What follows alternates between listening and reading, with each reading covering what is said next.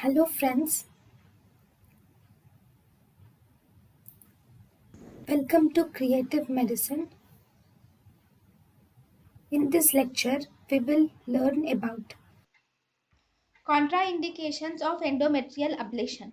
Contraindications of endometrial ablation include if patient plans for conceiving in the future, if there is endometrial hyperplasia, endometrial carcinoma, if there is intrauterine contraceptive device, active pelvic infection. These are contraindications of endometrial ablation. Number 1, if patient plans for conceiving in the future. If patient plans for being pregnant or conceive in the future, then endometrium is very important for the implantation of the baby. So if you do endometrial ablation, then there will be difficulty in conceiving. Second, if the patient has endometrial hyperplasia, then always she has a risk factor for endometrial carcinoma. So in them, endometrial ablation is contraindicated. Third, endometrial carcinoma.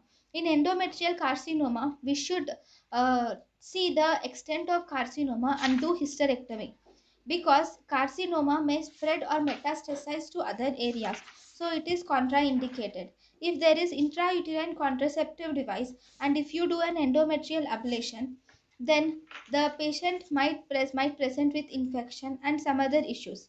Then if there is acute pelvic infection, already the patient has infection, if you do an endometrial ablation, then the infection might spread because of the ablation, so it is contraindicated. Pregnancy is possible after endometrial ablation, but it is uncommon. It is possible, but it is in most of the cases it is uncommon. Endometrial ablation is not recommended in females with increased risk for endometrial carcinoma. thank you and thank you for watching.